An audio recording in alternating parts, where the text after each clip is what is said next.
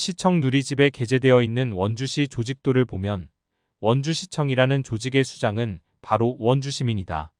이는 우리 지역을 위해 종사하는 공무원이 가장 상관인 시민의 준엄함을 알고 그들의 뜻을 존중하여 일을 처리하라는 의미이다.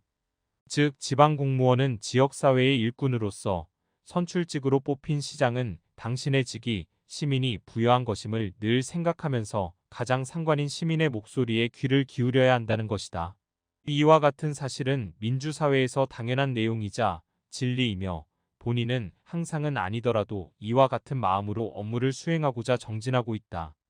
하지만 아카데미 극장을 둘러싼 작금의 업무 처리 방식은 관리가 우선인 권위주의 시대로 회귀했다는 느낌을 물씬 일으킨다. 극장의 보존에 관한 문제는 차치하더라도 원주시는 상관이자 시민의 목소리인 시정정책 토론을 반려하고 4월 7일 밀실 결재를 통해 일방적으로 보존 사업을 변경하여 추진하였다. 여기에 이어진 4월 10일 보존 요구 시민단체와의 만남 하루 만인 4월 11일에 기습적으로 철거를 발표한 것은 상관인 시민에게 가당키나 한 행태인지 의문이 든다.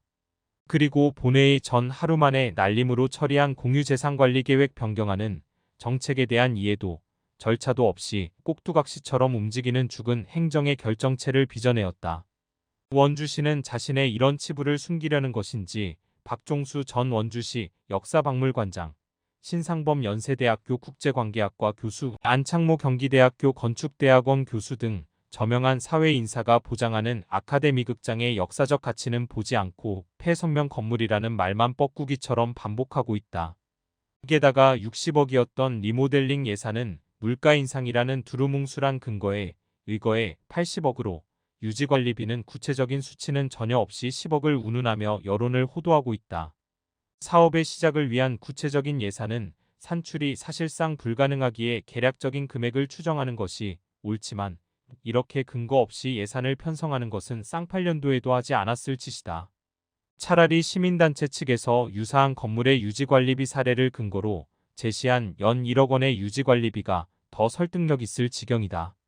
업무의 전문가가 되어야 할 공무원이 행정에 대한 논리와 근거를 마련할 생각은 하지 않고 보도자료를 배포해 상관인 시민을 이겨 먹기 위해 작당만을 모의하는 것이 현재 아카데미 극장 관련 행정 처리에 민낯이며 오로지 시청 직원과 그에 편승하는 시민의 이야기만 옳고 그들의 여집합은 불청객으로 치부하는 것이 원주시의 인식이다.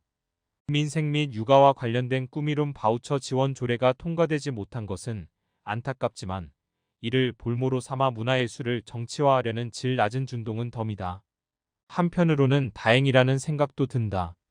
이처럼 누더기로 일을 처리하는 선례를 만들어서 후배 공무원들이 편하게 일할 환경을 만들어주려는 큰 그림일지도 모른다.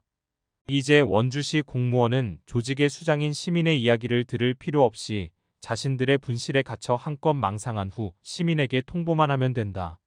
남의 눈치를 볼 필요가 없는 이 얼마나 아름다운 직장인가. 원주시는 상관인 시민에게 하극상을 부렸으니 본인 역시 이제 상관 알기를 우습게 보려고 한다. 상관과의 협력은 고사하고 기본적인 의사소통조차 하지 않는 그 모습이 현 사태에서 본인이 새롭게 배운 사실이다. 여기에 더해 보존을 주장하는 원주 시민을 포함한 6천 명이 넘는 사람을 소수로 간주하며 나와 생각이 같은 다수만을 보고 가는 것이 바른 길이라는 건 역시 본인이 새롭게 배운 사실이다. 하지만 본인은 이 사실을 받아들일 수 없고 이와 같은 일처리가 부끄럽기에 익명의 힘을 빌려 파국과도 같은 이 상황에 동의하지 않는다는 점을 알리려고 한다. 원주 시민이 최상단에 위치한 조직도를 다시 바라본다. 내가 이런 조직에서 일한다는 사실이 부끄럽고 치욕스러울 따름이다. 이 역시 당신은 소수의 목소리로 제쳐두고 거들떠도 보지 않을 터이지만 마지막으로 원주시에 묻는다. 당신에게 있어 시민은 원주를 위하여 협력하고 소통할 존재인가? 군주를 위하여 싸우고 이겨야 할 존재인가?